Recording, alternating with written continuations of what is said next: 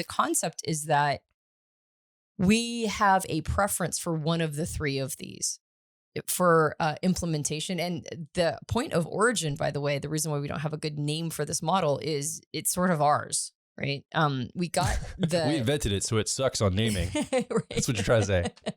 Anything we invent, we don't know how to name, so we just call it, this is a whatever. That's facts.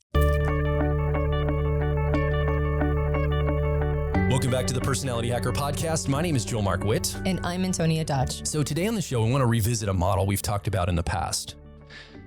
This model is basically called Visionary Calibrator Implementer. It's called that because it doesn't have a name. Yeah, we don't really have a name for it. So we just kind of gave it its own name by talking about the characteristics of it, I suppose. We did a talk back in, I think, like 2019 at one of our live events. It's a YouTube video you can go look up on the YouTube channel called Your Mess is Your Message. So we referenced this model, I think, in that talk that we gave off the main stage in our profiler training. And we want to revisit it today because I think it's apt for our world and some of the challenges that I see in our world. And here at Personality Hacker, we're looking for a connection with you and your personality type, but also your way in the world. Like your personality is beyond just your type. It's all the aspects of how you show up. So there's other areas that you show up with in your life that you contribute that aren't directly related to, let's say, your Myers-Briggs type or your Enneagram type, but they're still very relevant for who you are and your personality, your entire personality, your personhood. So why are we talking about this model? I was watching a video. In fact, I retweeted it on X. Retweeted on X. I don't know how you say this now. Re-X'd it on X. I have no idea how that's supposed to be said anymore. I reposted it. And it was these two young guys, probably in their early 20s, having a conversation. One was a show about building the future. And I was watching this. He was interviewing another young man who has a company, a startup company. And this guy was talking about, it was about energy and building the future of energy. And he's like, look, we have so much uncaptured resource and energy around us. It's ridiculous. And then he started talking about all the regulatory bodies and all the regulations that make things like uranium hard to enrich and build nuclear reactors around and how expensive it is and all the red tape involved in that. And he was like, it kind of frustrates me because, uranium's like free heat. And all we have to figure out is how to safely make sure we can take this and transfer it into basically almost virtually free energy. Like we could solve all of our energy problems, but people are scared and there's all this red tape and it costs so much. If we get through all of that, somebody has to be brave enough just to cut through all of that, keep the safety measures, but not all the BS.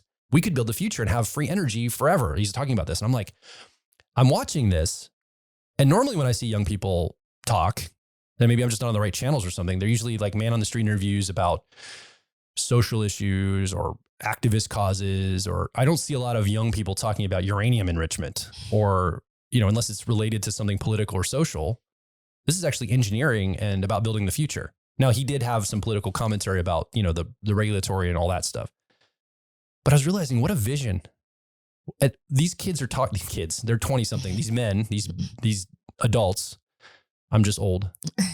They're talking about something that is so profound, which is energy that drives everything.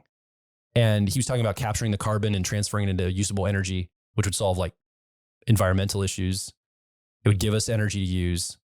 And I'm watching them talk and I'm like, why are we not talking to young people and ourselves about what we're building toward the future? Why are we always trying to fix problems of the past that if we just build a better future, they would probably just go away? And so it brought up this model of Visionary Implementer Calibrator. I feel like they were in a visionary conversation about what's possible. And most of the conversations I see online are calibrative conversations. They're people trying to fix something they think is broken, needs to be bettered. And I think we lack vision in our world. I think people have no idea. They have a vision, but it's usually like a really crappy vision. It's like a borrowed. It's nothing they came up with or they're seeing a possible future. And people make fun of vision. Like, oh, Elon Musk wants to take us to the Mars, blah, blah, blah. Or what does it matter to go into space and go to the moon? We have real problems here on Earth. It's like, there's reasons why those visions help us all as humans. It's important. So today I want to talk a little bit about what would it look like if we started to attuning ourselves more toward the vision aspects of the world, not just the things that need to be fixed, calibrated, corrected for. But what if we started to attune to what's possible going forward? And I think that really, at least in our country here in America, I think that's been the American spirit for a long time. Yeah. What do you think, Antonia? I did a lot of talking there at the beginning. What say you? Well, I'm glad you did. I think before we dive into this any further, we should probably explain what we mean by implementer, visionary, calibrator.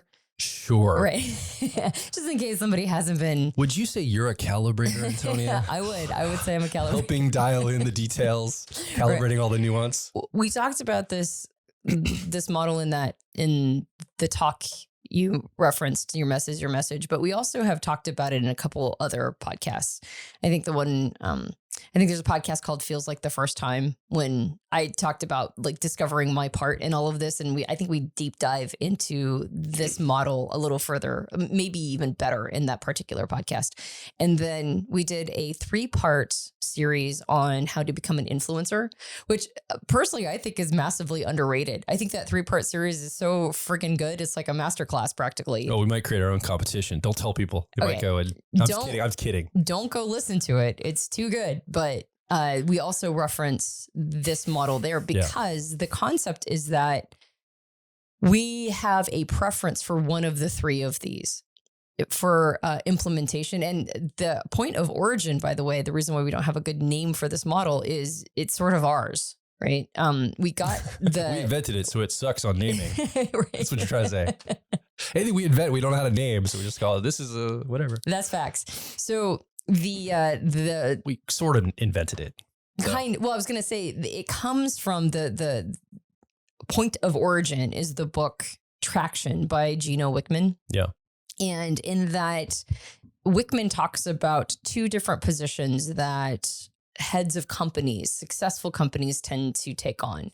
One of them is a visionary, as you've been talking about. And the other one, he calls it an integrator, somebody who takes the vision and makes it happen.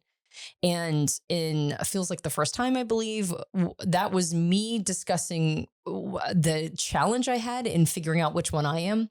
Yeah. You are very clearly a visionary. Like that wasn't even a question, right? And we were discussing why it's so hard to integrate. And we also took the liberty of changing the word integrate into implement, because I think integrator is this concept of taking huge swaths of things and integrating them together to make them happen. Yeah. But implementer feels a little bit more like a preference, even if you are not integrating an entire company, right? If you're not creating some big, massive vision and rolling it out.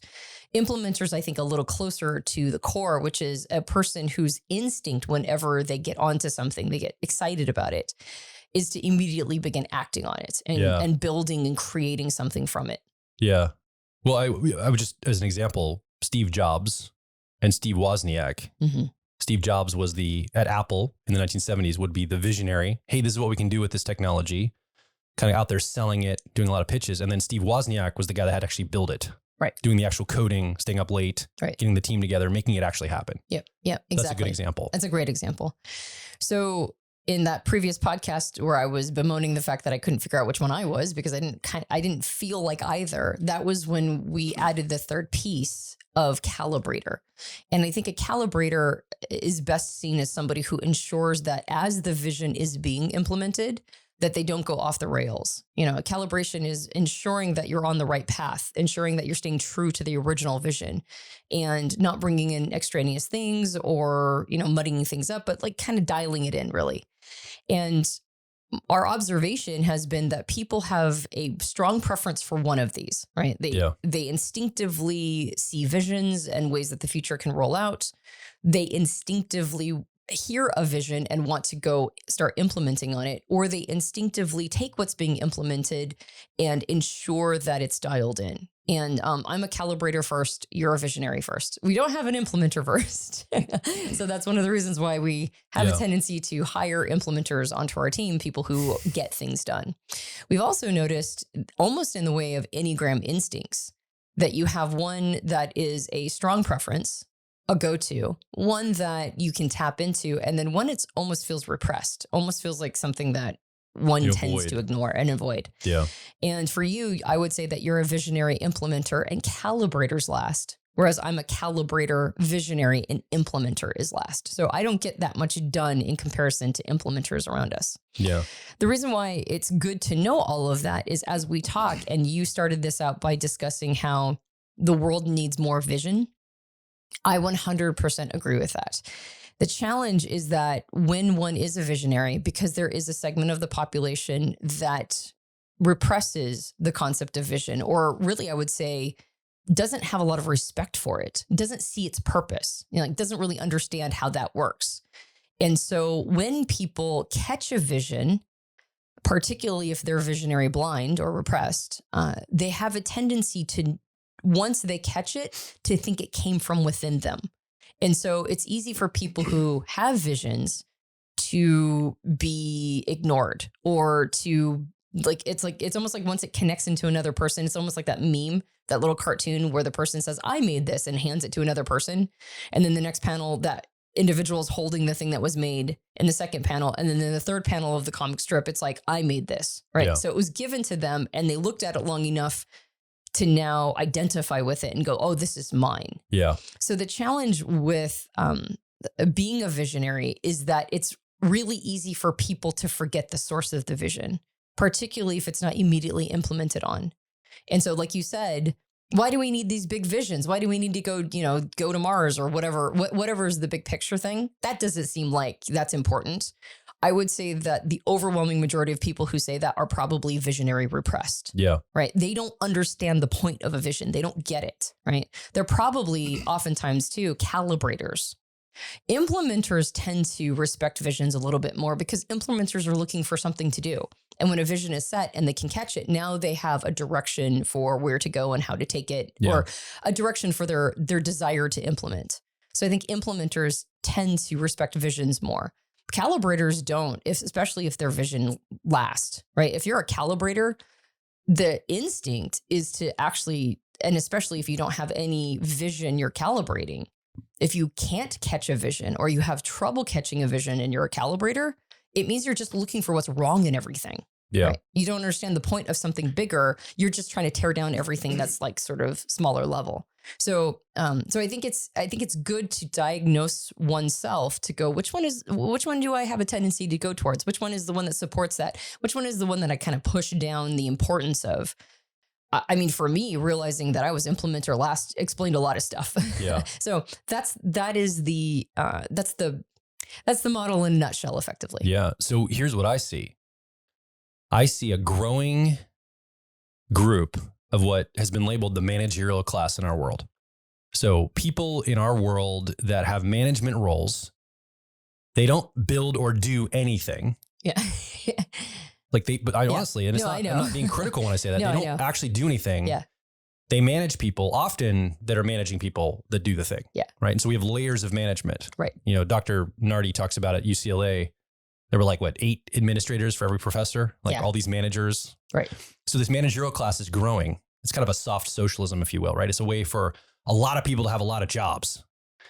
And unfortunately, though, because they're not visioning of what's coming, they take their orders from the company they work for and their middle management. And this is a growing body of people, and they're actually creating the actual thing. What do managers do? They keep people accountable. They fix problems. They calibrate, quite frankly. I mean, that's the role of a manager, is to say, oh, we're off track. Let's manage this back to where it needs to be. Oh, you're as a person, you're not on your performance review. We got to calibrate you back to your better performance. So I would say that we actually don't have a ton of calibrators in the world. But unfortunately, because the managerial class, the middle management has grown so great, everybody's being forced to do something that may not be their skill set. Mm-hmm. They may not be a calibrator inherently. They might be better at just implementing or thinking about new ideas. Right. But they're forced to calibrate because we've conflated the idea of calibration and management. But actually, management is a subset of calibration, in my opinion. Mm-hmm. I think the higher order, the higher principle is calibration. And one of the ways to do that is by management, right? You can also be a calibrator but I would consider, I guess, any kind of corrective or improvements. You come in and you could help fix the code in a website, or you could whatever. There's other ways to calibrate besides management, but that's the default setting in the world. Mm-hmm. And so people now have this role, and then add into that social media and all of the quote unquote challenges we have in the world. And there's not much we can do about it. Mm-hmm. How can you fix a social challenge or something that you have a problem with? There's not much we can do as individual citizens. So we talk about it. We try to calibrate through words and articulation, our social media. But we got to I maybe can persuade people to think better about this. Right. If I can get everybody in the proper thinking, let's calibrate our thinking, and then all the results will follow from there. But it's also a group of, again, we're all being trained as managers we don't know how to execute directly in our lives anymore. We manage, we have conversations with our employees or the people we're over or the projects we're getting done. I mean, again, I'm overgeneralizing here. I understand that everybody's at this place. This is this is a thought exercise. So take it for what it is. Managers, what do they do to correct? Managers have conversations with their employees or people in their office. They use words, they get on Zoom, they meet about it, right? And that's how things get done from a management frame. You have a committee, you vote on something, you meet about something.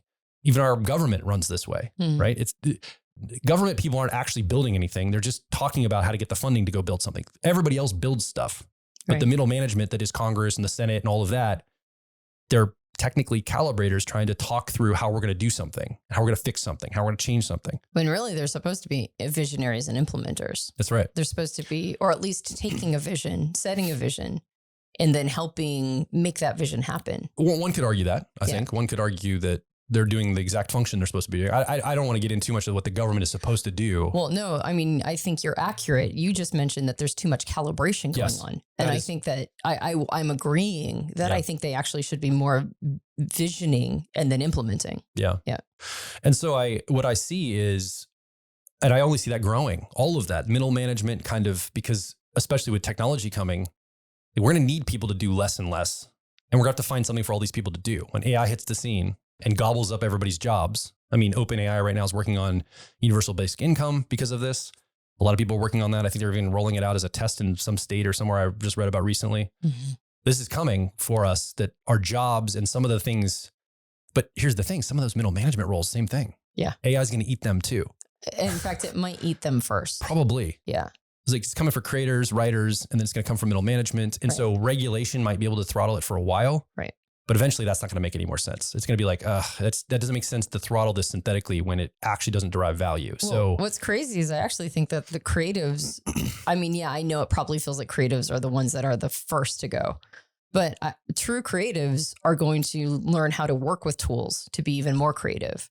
I actually think the middle management class is the one that's in the most trouble. They're in threat. And I think you can almost feel energetically like a palpable panic that's coming. And I think that's been brewing for many years. Yeah. And it's a nervousness because I think things are going to change drastically. And I think the cracks are going to expose to people that actually can see a better future and build toward that better future, because calibration really is a subsidization game. Like things have to be operating well. The business has to be coming in, sales have to be being made, product has to be being delivered, and then you can calibrate and tweak the small things. But there's a lot to do that we have to build for the future in, and that's not going to be calibrative yet. Well, I also think that a lot of people that are calibrating aren't doing it very well, because a good calibrator will say there's too many regulations or there's too much red tape to get between us and where we need to be. Yeah.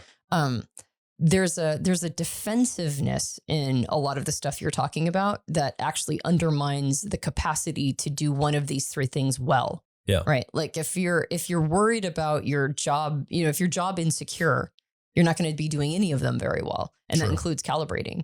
And so I think the challenge with this middle management class that you're talking about is they've not been doing anything particularly well. Right. They've just been kind of coasting. You're going to offend a lot of people when you say that.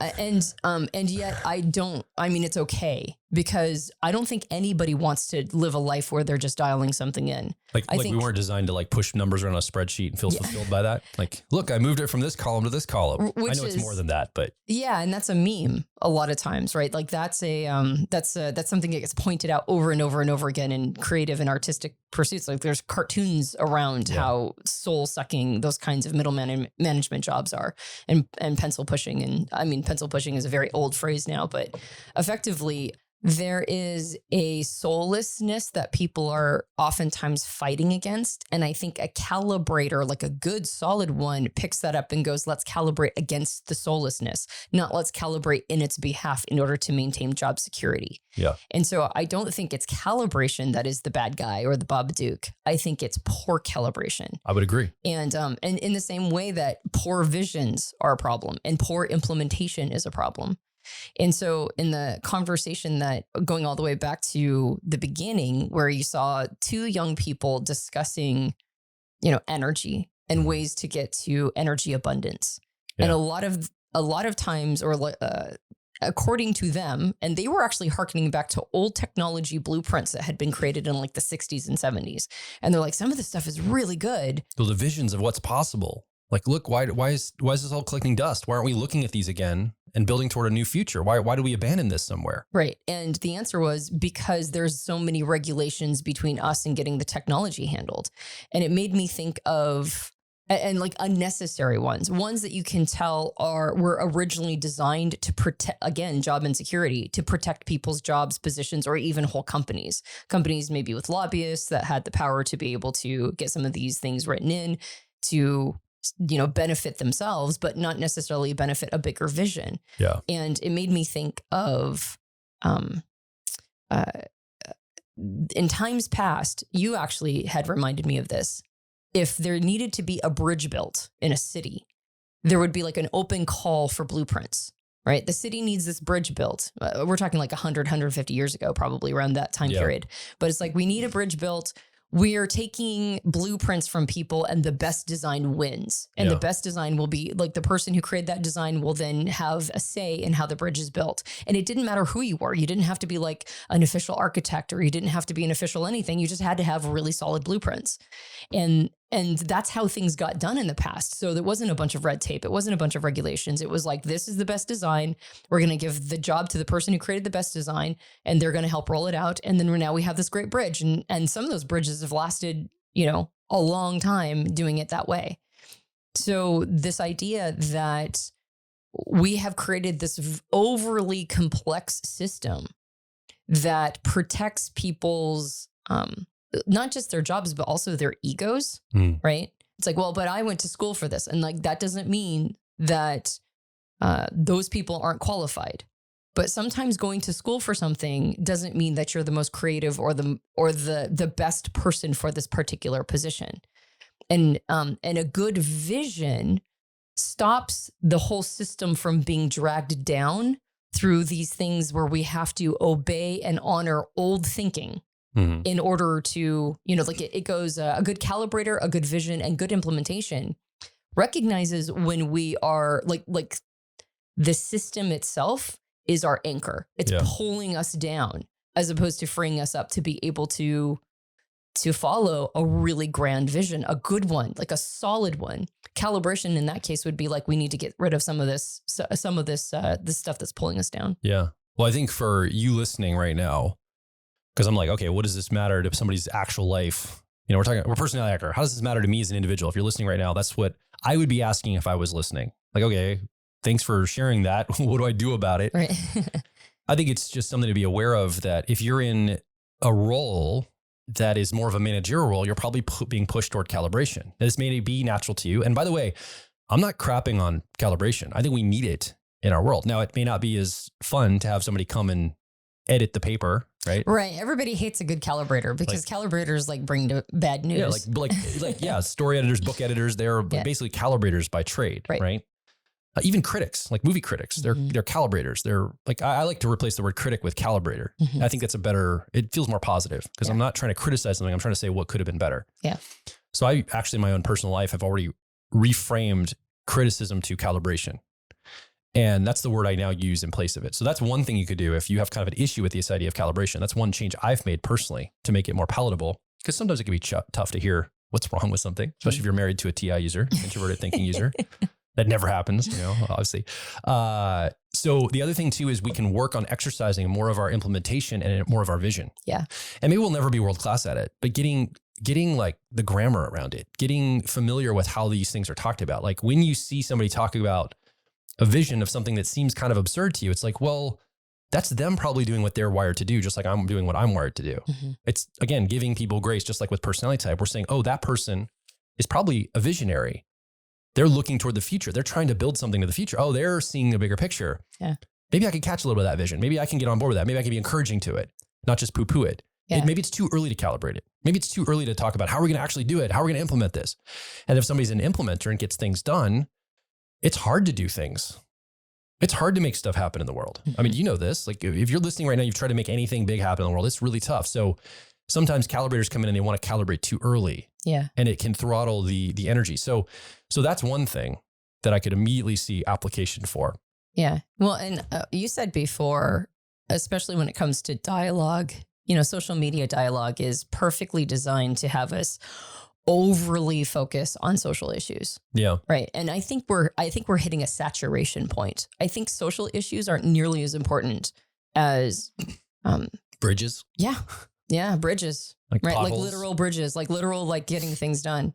Making things happen. The Xers are onto this now. Yeah. Like I think we're like, okay, we got to take some charge here and make some actual stuff happen. Yeah. We've talked about social issues long enough. And I think the other thing is that the conversation around social issues, like you said, is all about calibrating thinking, but it's not calibrating the process of how people think. It's calibrating the output. Yeah. Right. It wants everybody to be thinking the same thing. Conclusion, not process. That's right. And the only true calibration of thought will never give a conclusion to a person. It will only refine the process, and it will allow the individual to come to their own conclusion.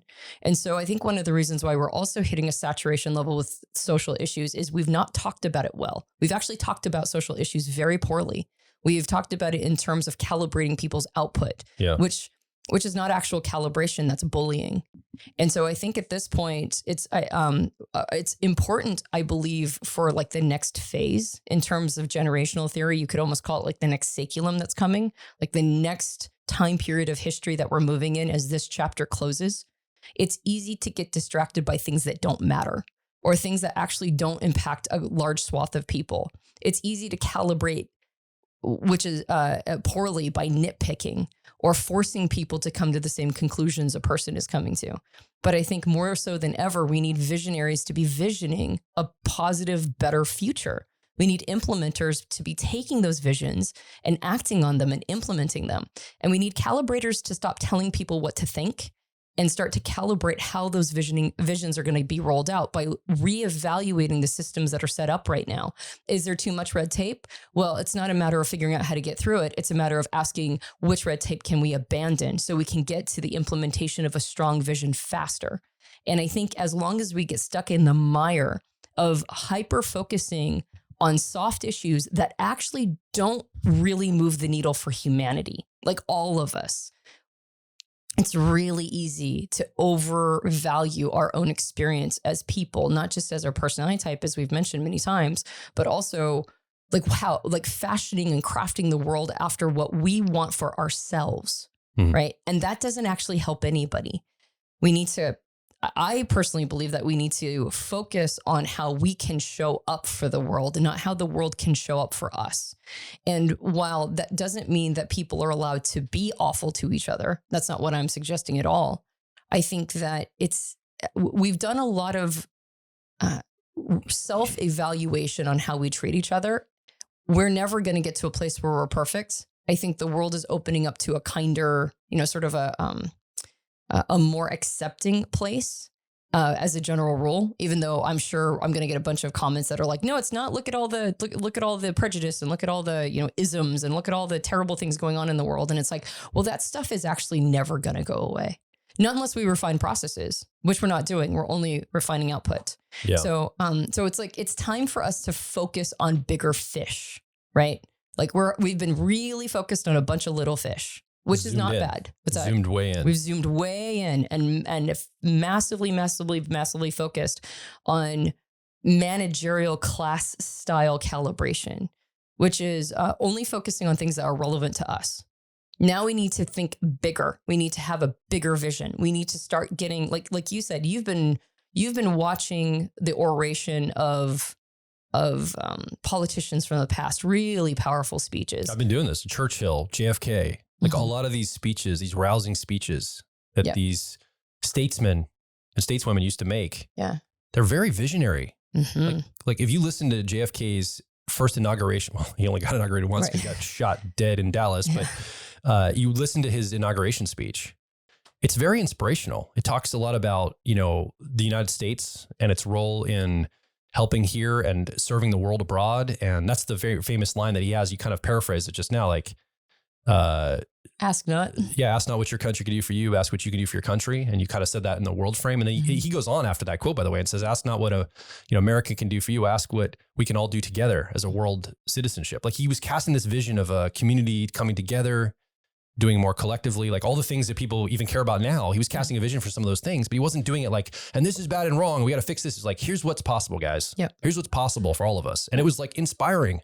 To speak to social issues, MLK's I Have a Dream. Yeah. You know, that was an incredibly visionary speech. These are awesome speeches. Now, visions are dangerous. Yeah, we're talking about two people who were assassinated for their visions. Yeah. So visions tend to be dangerous, which is one of the reasons why we shy away from them. All right. Well, maybe don't listen to our advice and get visionary on this. You got to get a shot. Well, at the same time, it pushes the needle forward. I mean, I don't want anybody to be shot, but it's like that's the level we have to be playing at. We have to be playing at bigger visions that aren't so self-obsessed. Yeah. Right. Things outside of our experience, things that are good for everybody, even if they disagree with you, even if you hate their guts. We still need to create a world that's better for everybody. And it starts with solid visions, good implementation, and careful, not self-serving calibration. Yeah. And so I think identifying our preferences in all of this help us understand where we fit in that future. Where do we fit in this ecosystem? I think society as a whole would be much better if people stopped labeling themselves in terms of orientation or in terms of, like their the political spectrum or their mental health issues, labels in general, just all the labels, right? Flags, all that stuff. And we've added to that with personality hacker, their personality types as well. I mean, that's another label somebody can overattach to. And yet I think it's so much better when people start self-diagnosing in terms of where they can fit in service of society. Right. Like I'm like being a visionary, an implementer or calibrator, understanding your role, like where you can fit and bring your gifts is so much healthier than simply identifying a political perspective, which actually, I mean, it changes and shifts and probably is mostly adopted from other people's thinking anyway. Very few people are actually like truly determining their own political persuasion. Most people are borrowing it off the shelf from some wholesale identity anyway. Yeah. So figuring out where you fit in all of this service into the future, I think is a much healthier way of going about labeling oneself. So as you're listening right now, where would you put yourself on this little model? You know, visionary, implementer, calibrator. Visionaries see the bigger picture. They kind of have an entrepreneurial, like what's possible? What could we take from what we have and turn it into something more? What's possible? What can I see down the line? Implementers are the ones that get into the step-by-step. Okay, I got a 10-step plan. First, we're going to do this. Then we're going to do this. We're going to do this. And we go in this linear step-by-step plan. Or are you more of a calibrator? You see the plan, you see the thing that's been created. You're like, oh, we can make this better. We can tweak it. We can improve it. We can modify it. We can calibrate it to become better. How do you see your kind of energies showing up in those three categories? Yeah. Calibrators also find the leverage points. Yeah. Right. Yeah. And I think it's easy to, I mean, we've got a lot of people working in our house right now on different projects just as a season. Yeah. And you can kind of see it's like the implementers, as soon as an idea comes up, they immediately grab their laptops and walk off and start doing it. Whereas I still sit there and I try to kind of tweak it and figure out what the leverage points are. I'm grabbing whiteboards and like drawing like pictures of what's going on next. Like, okay, we're going to go here next. And you can't think of anything tactically. You can only see like 6 months into the future. And it's like, that's a visionary almost can't think of the now. Yeah. Whereas a calibrator is mostly thinking of the leverage points in the now. So it's like, these are little ways to identify where you fit. And I think it's a really helpful model in just, any stage of your life or any phase or anything that you're doing. It's good to know what's my go-to, especially if you're implementer last. It's like, why can't I get anything done? Or visionary last. Why do I think everybody's so stupid in all the things they want to do? Or calibrator last. Why do I always find myself going off the rails? Right. So I think that's a helpful piece as well. So in the comments or send us an email, let us know though, what is coming up for you? You've been the third person in this conversation. You haven't had a microphone. But we want to hear from you. Come over to personalityhacker.com directly below this episode. Leave a comment, ask a question. More importantly, share your story. Stories are great because we can get a sense of your life, the station of life, how these things show up to you. Maybe you've been pushed into one of these roles. Maybe this is so obvious. You're like, I am a calibrator. I'm in management. I do great. Here's how it works. I mean, I think calibration is valid and management's valid, by the way. So make sure no one gives me any angry messages like, you are crapping all over. No, I think it's needed. It just might be overrepresented. That's all. And a lot of people that aren't that have to be forced into it because of the jobs and the roles available. So what's coming up for you? Come over and make your voice heard. And if you enjoyed this podcast, you can subscribe to us on iTunes and various Android platforms. If you're watching us on YouTube, you can subscribe, and you can hit the bell to let you know when a new episode is coming out. I recommend going and checking it out on YouTube. We have a lot of cool things happening, particularly our Personality Quest Club.